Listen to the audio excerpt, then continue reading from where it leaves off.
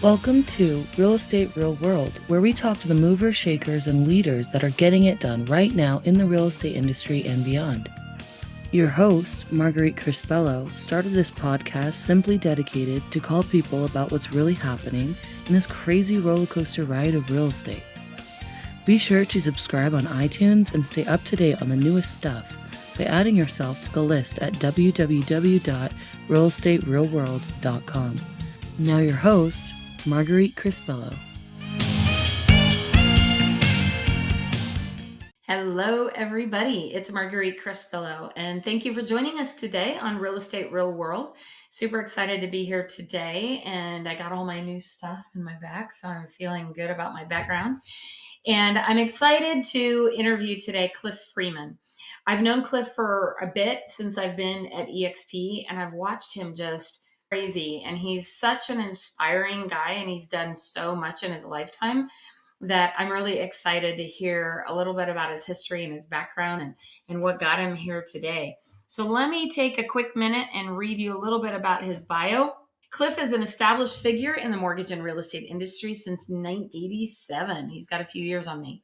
Known for his coaching abilities and fostering success among team members and businesses alike, he's personally mentored over 1,000 real estate experts and built robust teams responsible for sales exceeding $250 million annually.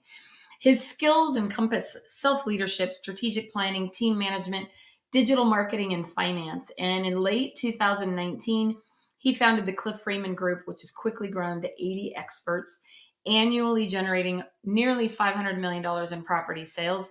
And at eXp Realty, he's recognized for agent attraction, ranking number 5 in the company for revenue share, fostering a group of over 12,000 agents.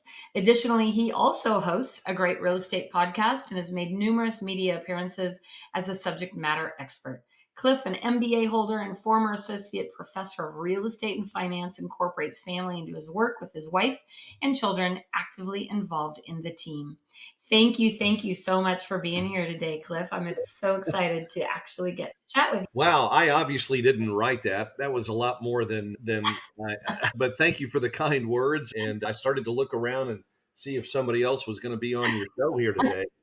But I'm really stoked to be here, Marguerite. Like you said, we've known each other for a good while, and your husband, and it's always a treat to bump into you at the eXp. Really appreciate the opportunity to be on your podcast today. It's funny because you always stand out at the events. I know that's intentional. You always have the wildest, brightest, and my husband's envious sometimes of your suits and shirts and jackets.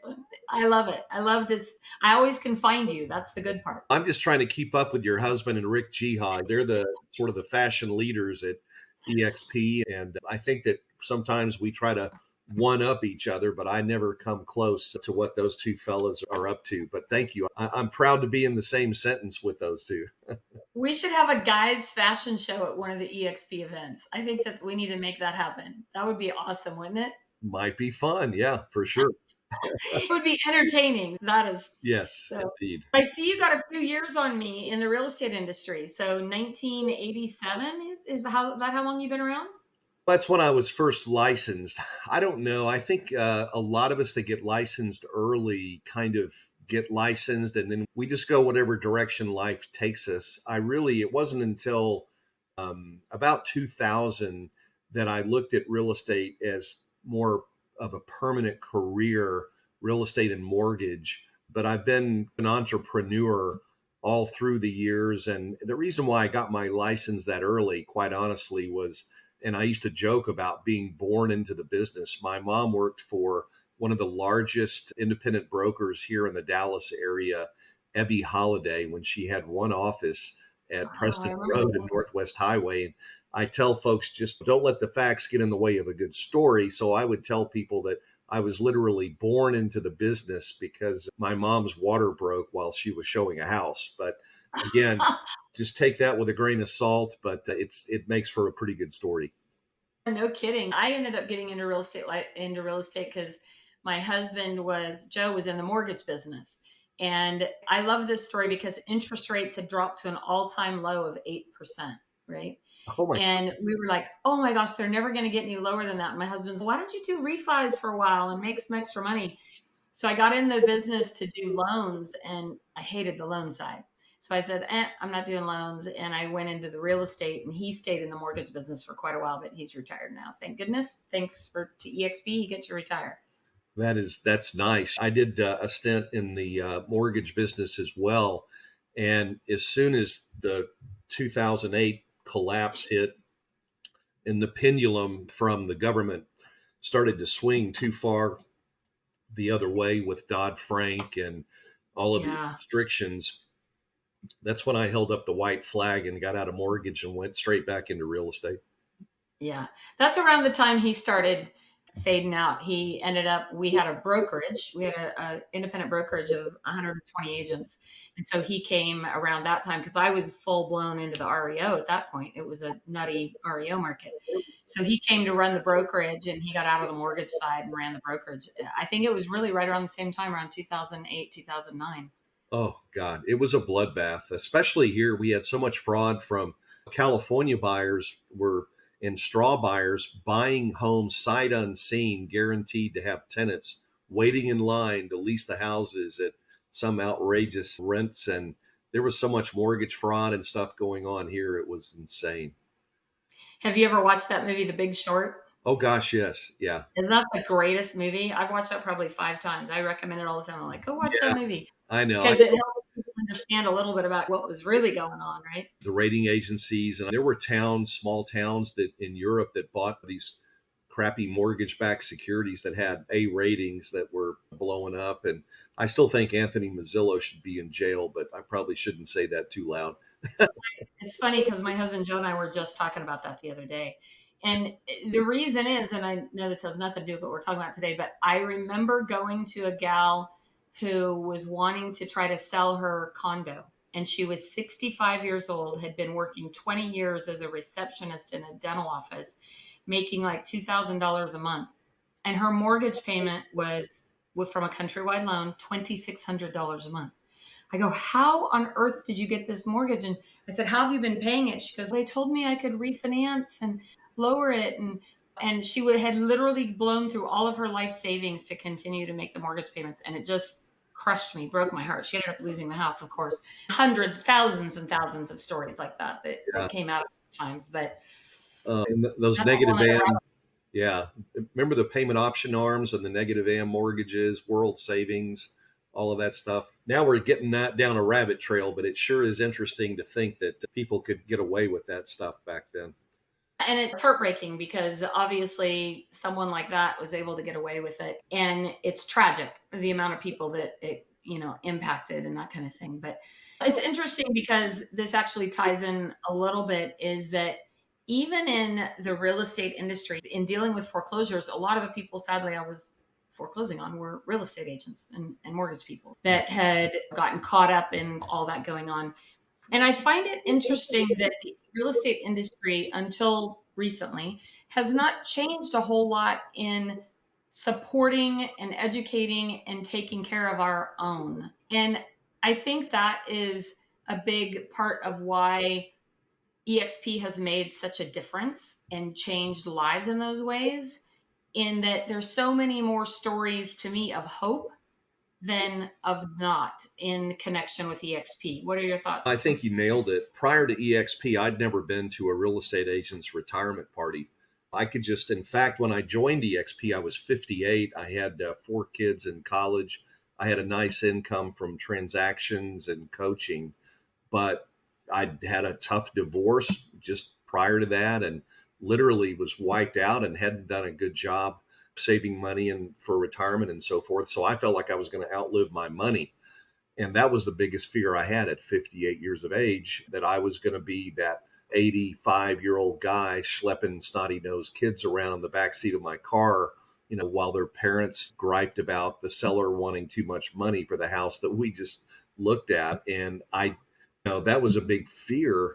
But, thank God it gives us the ability to actually have a graceful exit from this business.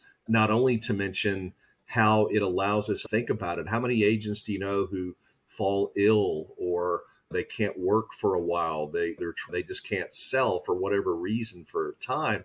And yet EXP with RevShare gives them the ability, right, to continue to have income during those hard times. I was one of those people that when I saw the model, I got what we now know as EXP insomnia like immediately. And I was just blown away because we've been working on them as a group at Kinder Reese and other coaching programs, trying to figure out ways to create a career out of this without having to crash land at the end. And P just did a wonderful, magnificent job adding health insurance on top of all of that, and just the wonderful things that we can build here that beforehand only benefited the franchise owners and the people that were higher ups in the corporation. So it's just been a real fun journey, and it's been up and down. You can't argue. We've had a lot of challenges building a small company of 2,500 agents when I joined, all the way up to 88,000, whatever the number is now. But I believe life is better spent on the roller coaster than it is on the merry-go-round. And I've just I really love had a that ball. quote. I've not heard that quote. Yeah, think about it. It's ups and downs, but it sure is a lot more fun than having the same view your whole life. Most definitely. It's interesting because we had an independent brokerage and then we were part of a franchise for 5 years. And what's interesting is all those kind of mistakes and lessons and all that led us to the joining eXp. When I joined eXp, there were only 1,400 agents. So you joined a little bit after I did. And I remember looking at the franchise model and everyone said that was the end all be all. And I was like, on the franchise gets all the money off the top. And if there's anything left, we as the franchisees get a tiny pile of profit at the bottom, if it's even profitable. So then when I saw EXP's model, it was the same thing. I was like, wait a minute, is this right? Does this make sense? And I was like, this is insane. This is insanity. And it'll be 7 years in October for me. So it's been for sure the best decision I ever made. I've heard it said now fairly often that when you have a franchise, you don't really own the franchise owns you.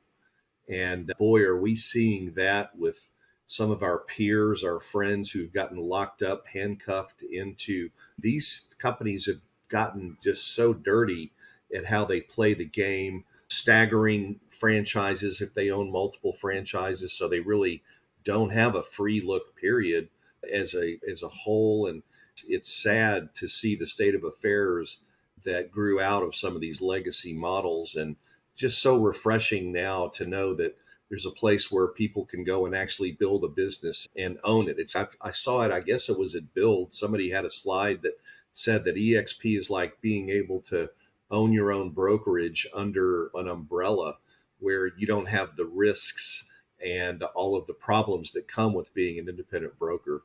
So that's just it's just so enlightening and helpful to see now that, because what I was an independent broker before I came over, Marguerite, and I thought that was the pinnacle. I thought that was the top of as high as you could get, the top of Mount Everest.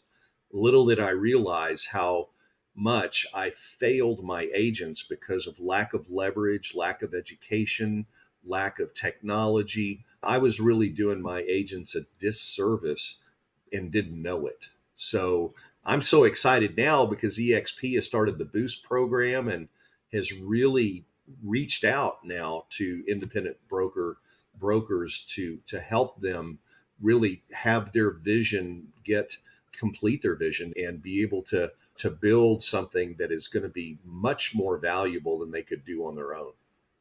What would you say? I mean, I know my opinion a little bit, but what would you say is the biggest reason why some of these independent brokers do not come to eXp? I think there's probably a couple of reasons, but they all start with their ego, because those of us who are driven to do something like that, let's face it, we have a pretty big ego. And at some point, you just have to swallow that and be humble and be open minded. If I look back at some of the strides that I've made in life, most of them involved some pretty difficult decisions that required me to look outside of my comfort zone. And if I had not been open minded, EXP being one of them, if I hadn't been open minded, chances are I wouldn't be where I am. Very good chances I wouldn't be where I am. And I often tell people the most expensive thing that a person can own is a closed mind. Oh, you got all kinds of good quotes today. I like things that are easy to remember, that are impactful, that are meaningful. So you have now what, 12,000 agents under you? It's up and down. Right now, the industry is losing agents left and right. And considering we have a 30% attrition naturally in our business, we've seen it stay consistently right at about 12,000 for a few months now. But I'm just thankful because I look at some of the numbers at these other brokerages, and other brokerages are hemorrhaging agents. And but it's a very difficult time, especially if you look at the number of agents who've only been in the business, say 5 or 10 years. If you go back to 2008, that's really, in relative terms, a long time ago. What is that, 15 years ago? Yeah. 90% of the agents right now haven't even been in business that long. So this is the first time we've had this artificial market created and fueled by the pandemic and low interest rates that is very abnormal. And the shortage of inventory of houses to sell has really just torn up our market between the Fed and lack of inventory. Affordability has gotten to places that to the moon. So in terms of people can't afford to move now, they're sitting on their houses. They're 3.5% interest rates, and buyers now just don't have the horsepower to be able to pay what they need to pay for these homes. So what we're seeing for the first time is a large segment of our realtor population that's never experienced this kind of a cycle. Most of them have just been, and I hate to say this, but a lot of us have just been order takers over the past 5 years and really have never had to work to sell a house. And buyers were easy to bank, and they just wanted the first agent who could open a door for them. So there really wasn't a very high skill level necessary to succeed in this business. And all I can say is if your audience is wondering what's different about eXp, all I can say is when I was at a big box brokerage in a franchise, it was really very competitive with everybody in the office. And even with the franchisees, they were fighting over territory, fighting over this, who wanted to roll this out, who didn't. It was very challenging, a challenging environment.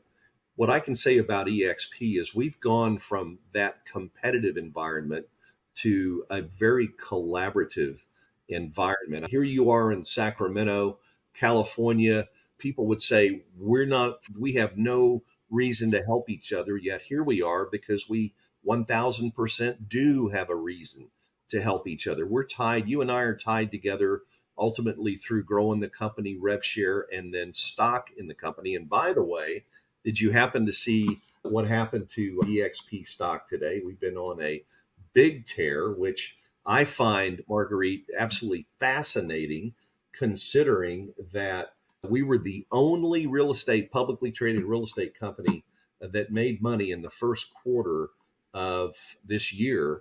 And you look at companies like Compass that lost 150 million, anywhere lost 100 million. This is not chump change. This is real money. And we were the only publicly traded company that made money. We're at 23.45, almost we hit a 52-week high this week. So how can you not be excited about seeing the model really work here? And just everybody benefits. A rising tide at eXp raises all ships. It doesn't just enrich a small group of people because we're all shareholders here and we can all participate in rev share. So that's the beauty and just the community that we've been able to build that is second to none. There's no question about it. What's interesting about the stock, when I joined eXp, it was trading $2 a share.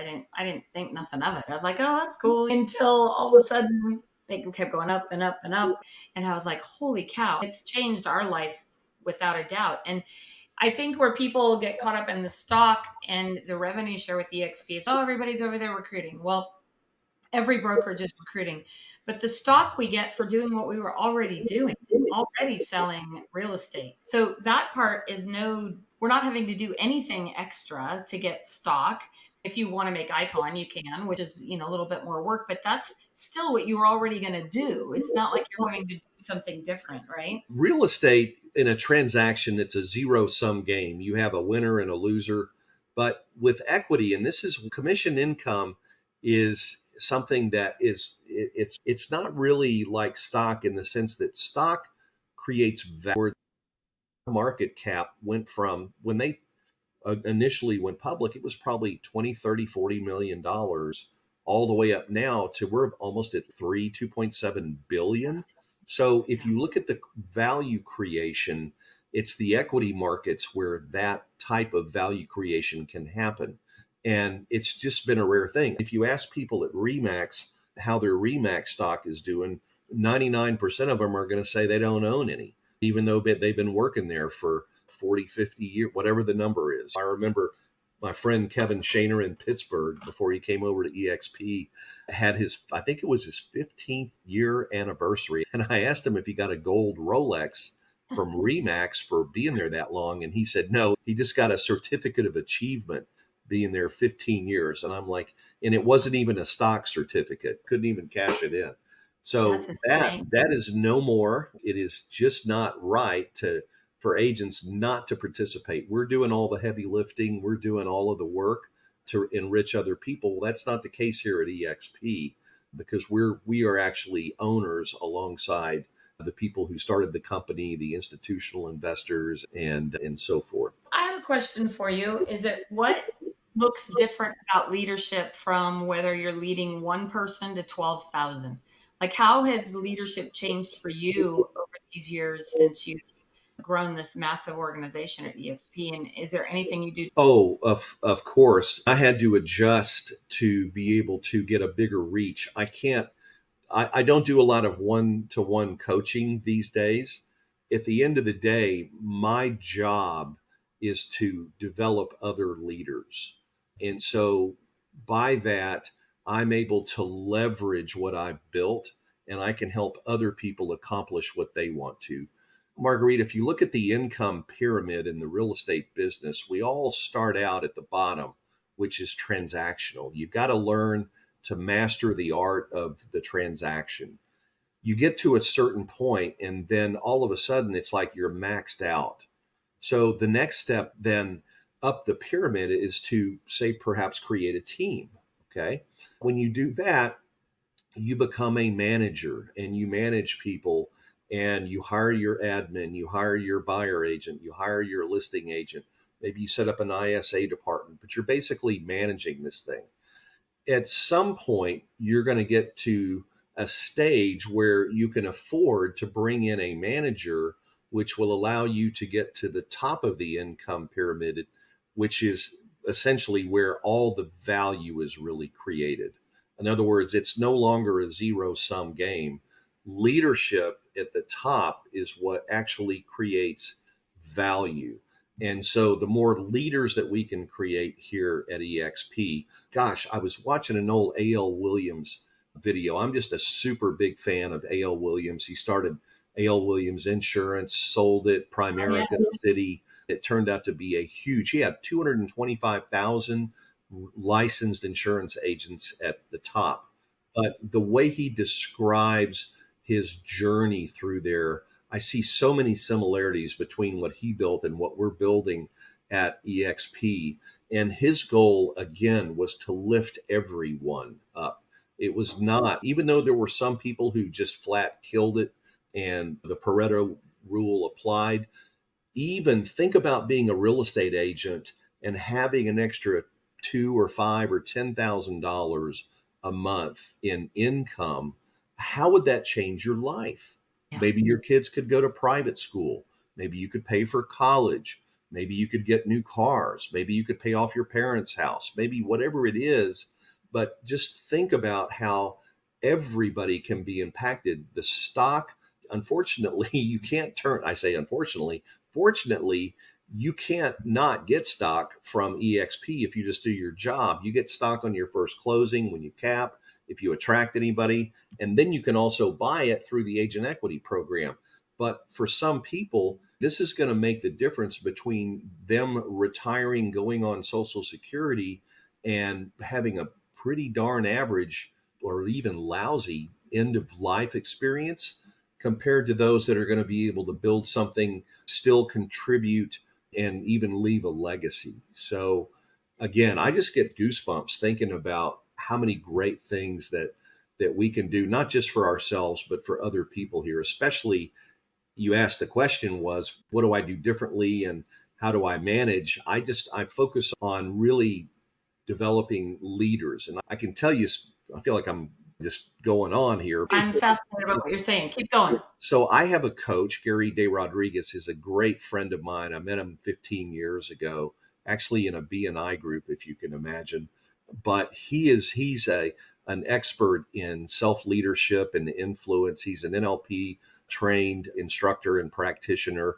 He's written a book called Humanistic Business, which is just a fantastic book. What's it called?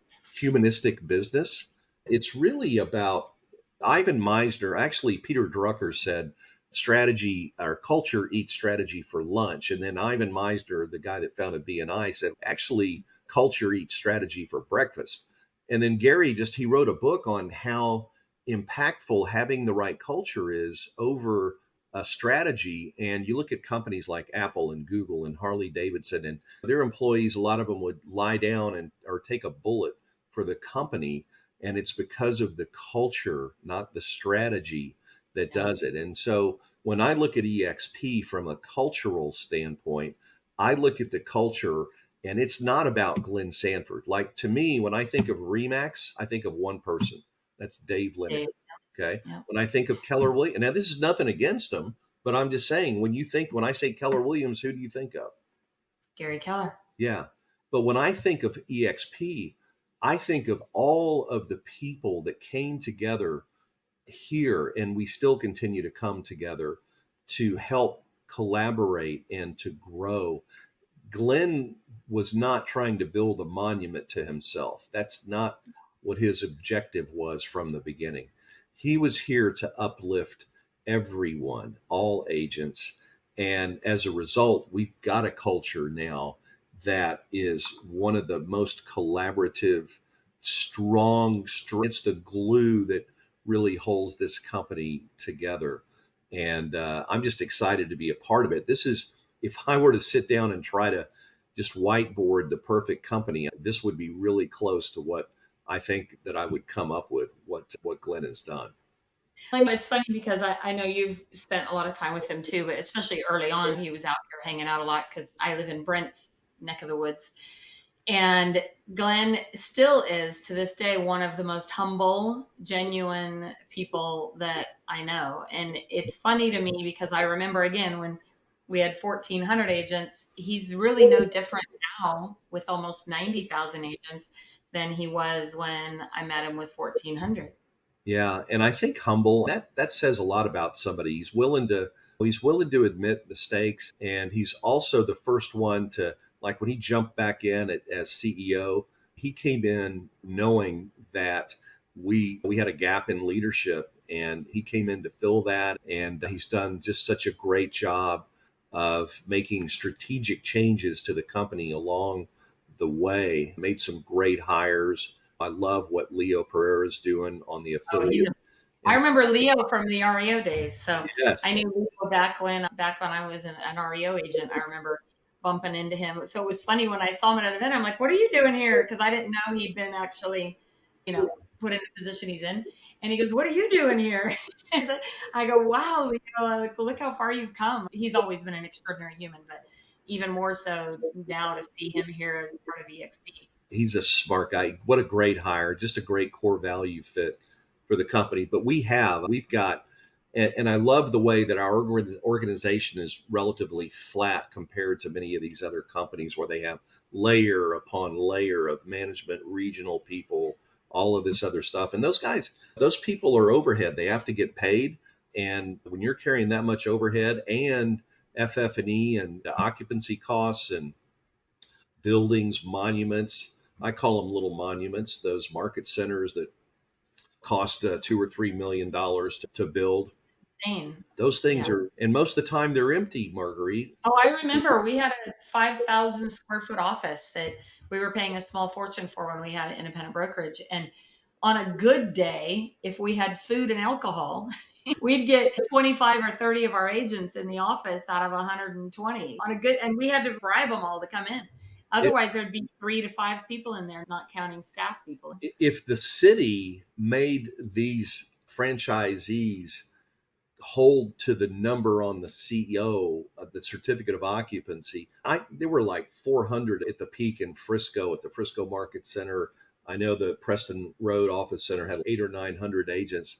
You couldn't squeeze them all into the office at one time, but you didn't need to because half of them never showed up to the office, and it was really the new ones that wanted to come in and go bug all the producers and find out what the heck they were doing to make money. So I don't know.